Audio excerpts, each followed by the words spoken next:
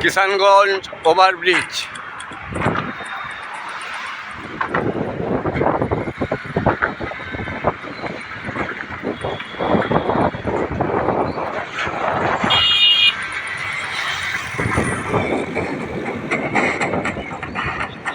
আমি এখন Kishanganj overbridge cross করছি।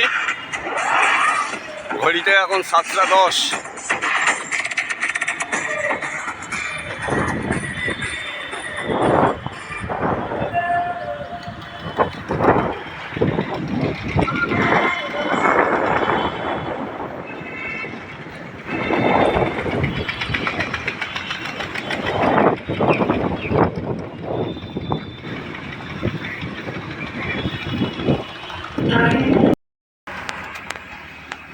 শিলিগুড়ি এখনও 30 কিলোমিটার বাকি, কিন্তু শিলিগুড়ির আগে একটা চা বাগানে আমি ঢুকে প্রথমের আগেও চা বাগান পেয়েছি, কিন্তু স্কোপ হয়নি, সুযোগ হয়নি যে চা বাগানে ঢুকে ফটো তুলবো।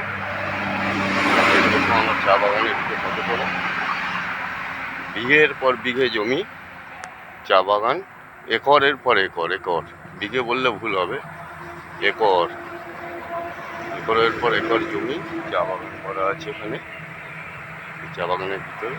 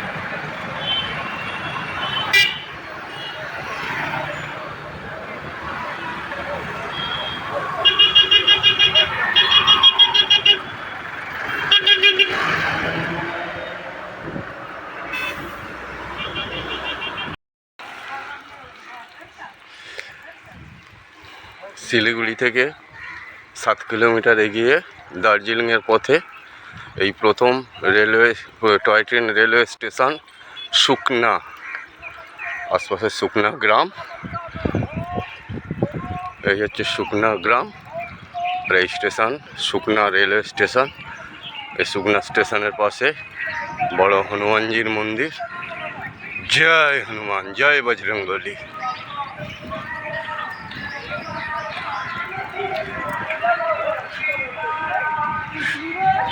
পেট্রোল পাম্প,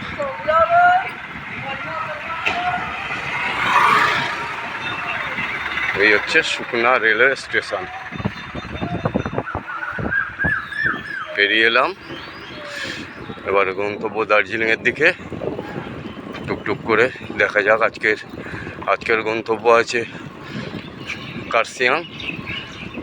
দেখা যাক কত যেতে পারি। কার্শিয়াং এখান থেকে 45 কিলোমিটার। আশা করছি সবাইয়ের আশীর্বাদে আমি কমপ্লিট করতে পারবো এবং ভোলেনাথের ইচ্ছায় কমপ্লিট হয়ে যাবে সুকনা কার্শিয়াং পর্যন্ত।